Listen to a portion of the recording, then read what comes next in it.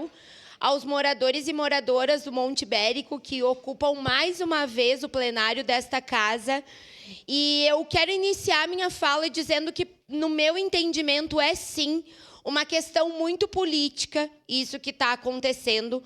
Quando a gente não tem diálogo, quando a gente tem ações que são tomadas e feitas de forma arbitrária, e esse é um exemplo de muitas ações que esse governo estadual faz sem a consulta à população, sem conhecer a realidade, sem ir até a cidade, sem entender os contextos aonde as obras estão inseridas.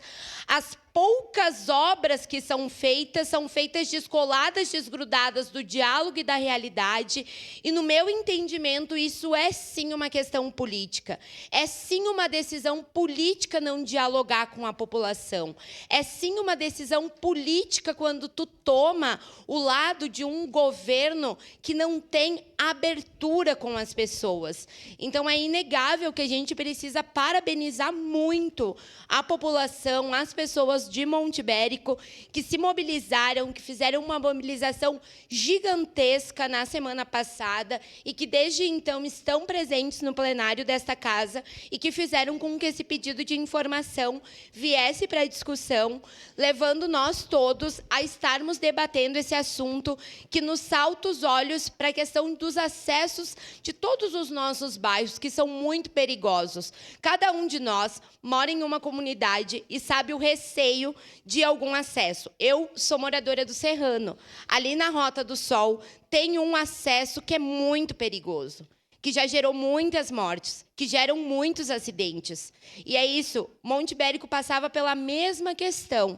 Quando houve a colocação de uma sinaleira, isso mudou, isso melhorou.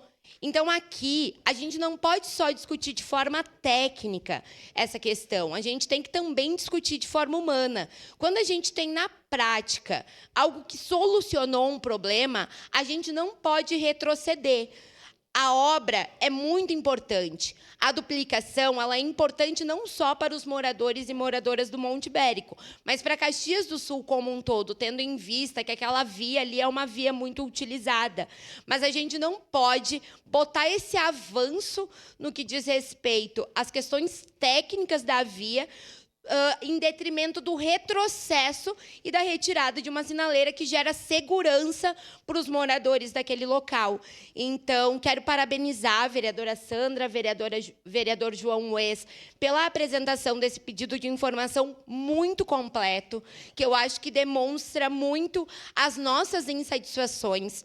Quero dizer e reforçar da importância que os pedidos de informação sempre venham com as respostas claras, coesas, que a gente consiga entender, que consigam nos dar subsídios para a gente ter como melhor entrar em cada um dos debates, porque, mais uma vez, aqui nós estamos debatendo uma questão que é extremamente técnica.